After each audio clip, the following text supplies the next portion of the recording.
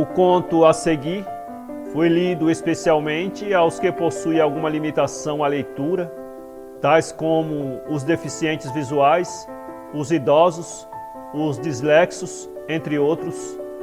Se você puder fazer melhor, envie-nos sua gravação para iba@ibamendes.com. Será um prazer publicá-la em nosso canal.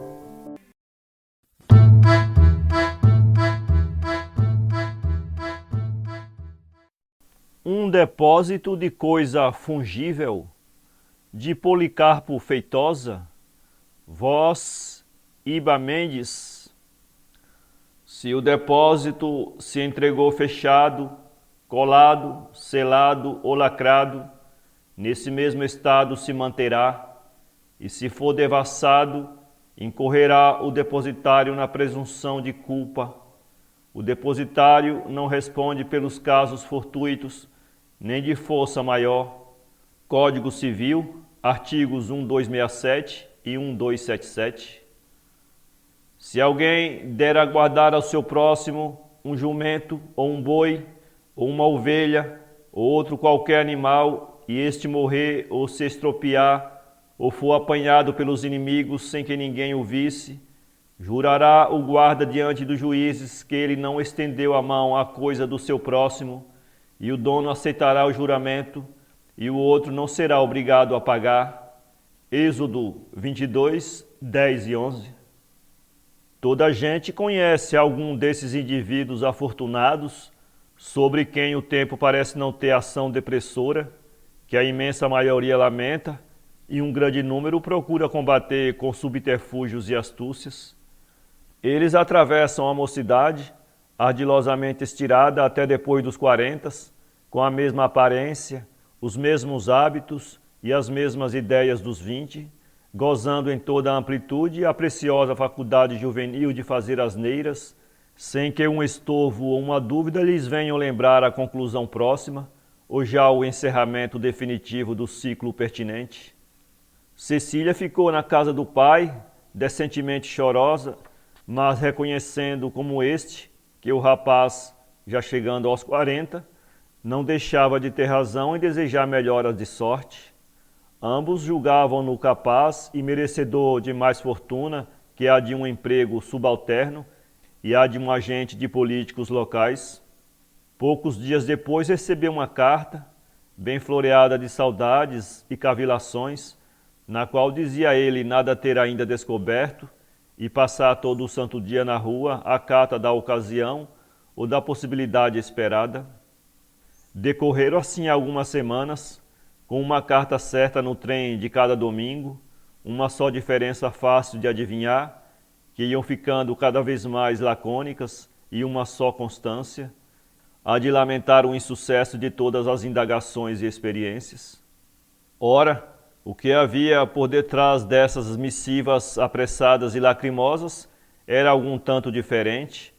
Balbino vivia de fato na rua, isto é, na casa de um e do outro, procurando relações, fáceis de travar numa cidadezinha onde, como noutras, bastam boa aparência e lábias. Poucos o conheciam antes. Ninguém sabia, nem ele achara útil informar, que era casado na igreja, tinha boa figura, não aparentava mais de 30 anos e deixara crer, sem afirmar positivamente, que era fazendeiro no Trariri, onde também comprava algodão. Isso e mais a liberalidade com que ia gastando a pecúnia apurada para a viagem era o bastante para muitas amizades e alguns namoros. Acreditavam também os novos amigos, sem maiores indagações, que ele viera à capital com o intuito de estabelecer-se, como outros fizeram antes, num meio mais amplo, onde pudesse desenvolver os negócios, já superiores aos que uma pequena cidade do interior poderia comportar, e daí a supor-lhe no rico não havia nenhum passo. Sempre bem vestido, mandara fazer 2 ternos de reforço aos que trouxera, bem escovado e risonho, aquela conjectura mais lhe consolidou as relações. Era admitido em várias casas onde havia moças, e até já fora convidado para um baile no Aeroclube e outro no Natal idem. Era isso que tornava sumárias as cartas à modesta Cecília, candidamente persuadida de que os arranjos numa grande cidade são demorados e por isso seu Balbino continuava a labutar.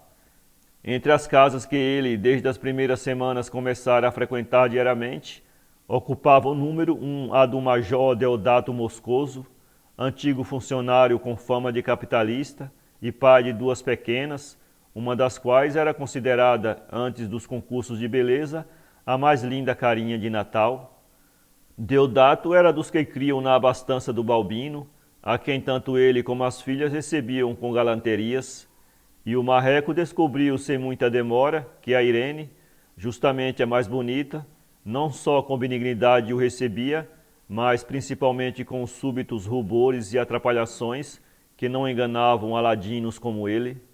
Com a sorte de sempre, encontrara sem grande esforço uma das moças mais bonitas da capital, quem sabe lá o que determina a preferência delas, dona de várias prendas, inclusive um pai rico e considerado, capaz, portanto, de abrir muitos caminhos a futuros genros. E um mês após a chegada, Balbino começou a lembrar-se com suspeita frequente de que lá na terra era apenas casado no religioso. A moça andava derretida e não sabia ou não queria mesmo esconder a liquefação sentimental, talvez com o receio de que as outras lhe passassem o pé. Papai via os adiantamentos do derriço com a satisfação de quem espera um bom negócio. Os amigos de Deodato, como ele, sortidos de filhas moças, já lhe davam os parabéns amarelos, e estas davam muxoxos, prova de que uns e outras estavam danados pela preferência do almejado Balbino. Este, porém, matutava. A sua coragem, como a da maioria dos corajosos enquanto não escurece as nuvens no horizonte, era desempenada e atrevida, mas diante da resolução a assentar e do fato consequente, esfriava com prudência de rato nos arredores de um queijo. Por certo, se pedisse à moça, davam-lhe, e se lhe a dessem, casava. E Cecília, e o pai desta, com toda a parentela masculina, gente feroz no capítulo das saias, via bem ali a entrada agradabilíssima de uma estrada larga para a fortuna, mas tinha medo de dar o passo. Chegou a consultar com palavras encoradas a um advogado, seu amigo novo, e esse disse-lhe que perante a lei ele não era casado, mas perante o cacete sisudo daquele pessoal talvez fosse casadíssimo, e daí incorresse numa tunda de respeito. Que cabeçada dei eu, lamentava no quartinho da pensão do Alecrim, se tivesse vindo para cá naquele tempo. Nem se lembrava de que naquele tempo a linda Irene começava a engatinhar, ou talvez ainda tivesse aberto os olhos às belezas deste mundo, das quais a primeira ao seu alcance deve ter sido a caraça da comadre. Passou 2 domingos sem escrever, como se esta resolução manhosa lhe afastasse a realidade, ou fizesse a pouco e pouco ir passando à categoria de esquecido pesadelo. Mas qual? Logo na segunda-feira ali estava a humilde cartinha de Cecília, começando por um adeus e terminando com muitas saudades e o pedido de rasgar. O diabo é que, com os dias, também o Deodato parecia ir se tornando carrancudo, provavelmente à espera de um pedido que demorava. A moça, por seu lado, com a continuação das visitas, andava pelos limites da expectativa com um desânimo, e até lhe principiavam a aparecer olheiras estranhas à colaboração do obnóxio crayon. Afinal, para evitar maiores complicações, ou para resolvê-las todas de uma vez, na véspera do 3º domingo sem carta, Balbino encadernou-se faceiramente num jaquetão novo, foi jantar com o futuro sogro e, na hora propícia do café, desembuchou o pedido. A linda Irene, solenemente consultada, deu um muxoxo afirmativo de quem queria exprimir que havia muito tempo esperava por aquilo, e a mamãe aprovou com a fisionomia austera de quem decide uma das grandes transformações da vida familiar, e a maninha teve um sorriso que, se não foi definidamente amarelo, naturalmente não pôde ser muito róseo. E como tudo quanto era de enxoval estava preparado, com a avisada antecedência de quem tem certezas, a entrega e consequentes festas foram marcadas para o mês seguinte. Na segunda-feira, a carta de Cecília faltou, mas em compensação recebeu Balbino de um camarada a comunicação de que as coisas por lá não andavam boas, de que corriam boatos do casamento, e mais que o pai e os parentes de Cecília estavam indignados e declaravam, sem reservas nem hesitações, que isso não ficaria assim. À vista desses autos, Balbino consultou novamente o advogado e, tendo a resposta deste, alegrada pela promessa de uns bons honorários posteriores, repetido a primeira parte do parecer anterior, sem indiscretas alusões a possibilidades contundentes, que não era da sua conta, Balbino esfregou as mãos, considerando que em suma estava numa capital civilizada, onde havia polícia e juízes, e portanto deviam estar garantidas as intenções e ações honestas dos cidadãos respeitadores da lei. O dia marcado chegou e o casamento se fez com todas as formalidades e danças regulamentares, apenas justamente no meio do baile, que foi de estouro, porque Deodato convidou metade da população e como penetra compareceram 3/4, o noivo amareleceu de repente.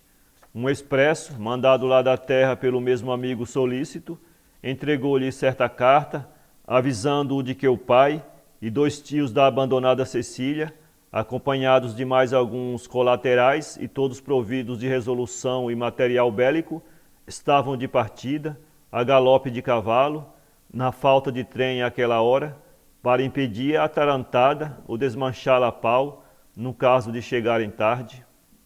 Balbino disfarçou, saiu do baile no intervalo de 2 tangos, chamou a mulher e o sogro e confabularam na sala de jantar, ainda vazia de gente, apesar de cheia de comezainas e bebidas.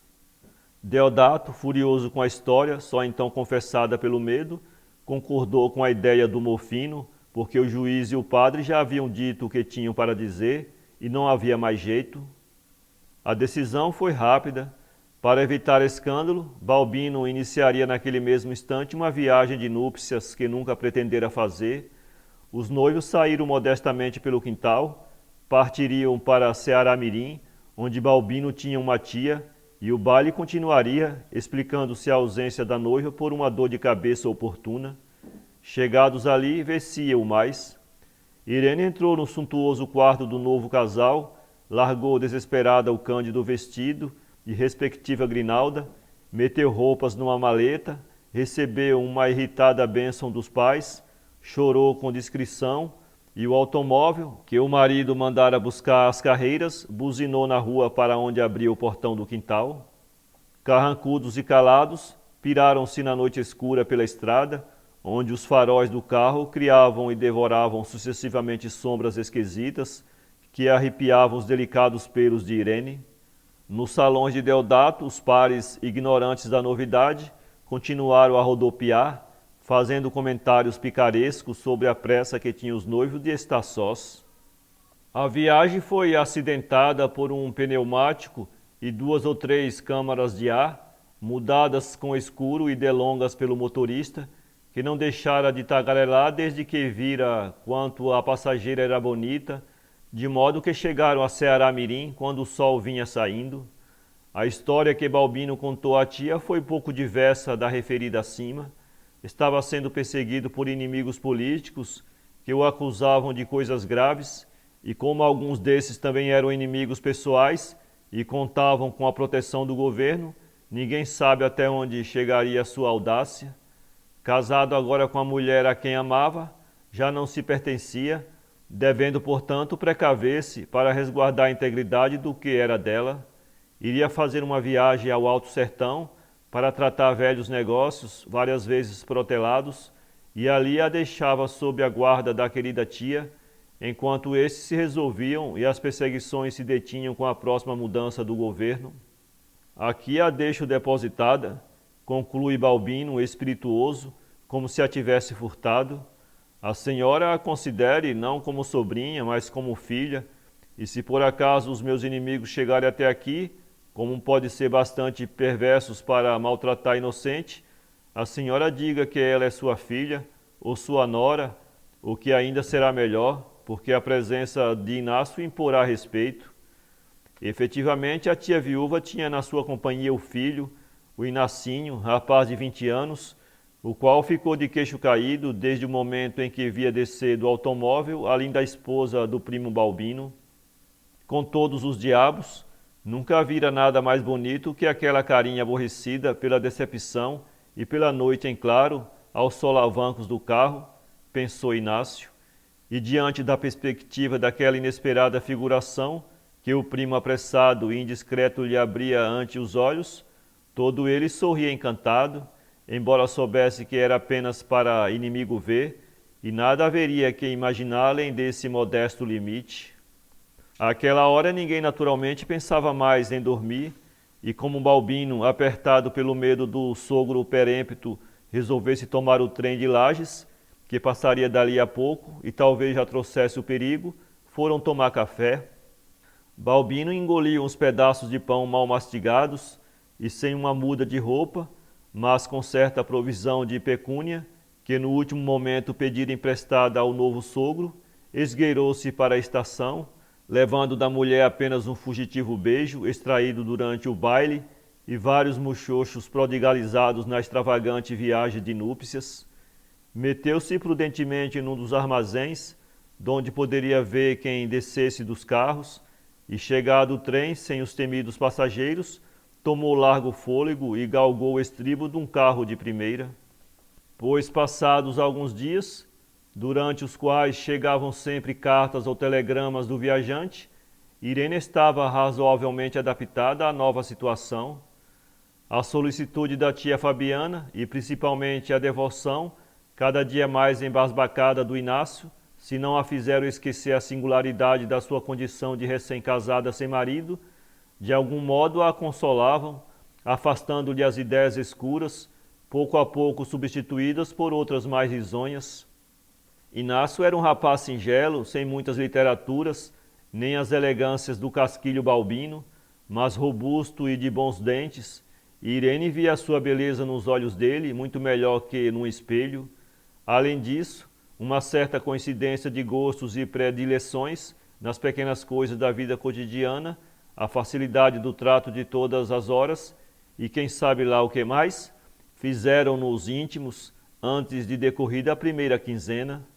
A perspicácia comum de Dona Fabiana bem desconfiava de que aquela amizade pudesse escorregar na primeira ou na segunda oportunidade, mas não achava outro meio de intervir, senão quando os encontrava sós, conversando muito entretidos depois do jantar, na sala de visitas já escura, ou debaixo das mangueiras do quintal, a divertir na manhã seguinte o filho, depois da bênção, enquanto Irene ainda dormia ou tomava banho.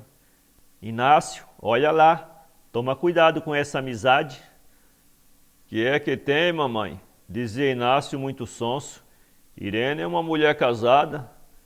Por isso mesmo, replicava a tia de Balbino, e como não podia lembrar ao filho o que este provavelmente sabia, isto é, que Irene era uma moça casada, dava-lhe as costas para não ceder ao desejo pecaminoso de rir e penitenciava-se baixinho.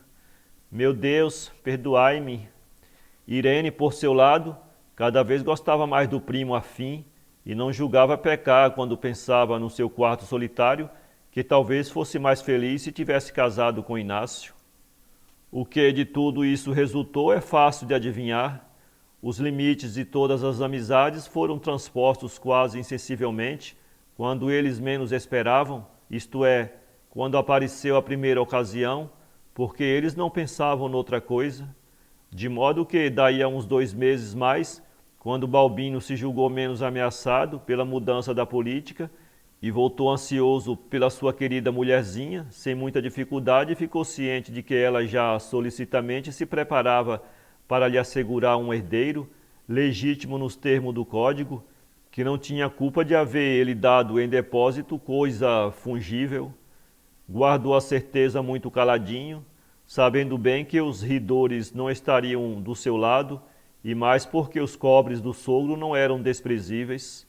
Até lhe constou, passados dias, que os parentes de Cecília, informado do sucesso e por este se considerando suficientemente vingados, não mais o perseguiriam. Tudo se divulga neste malvado mundo. Para ler esse conto, acesse www.poeteiro.com.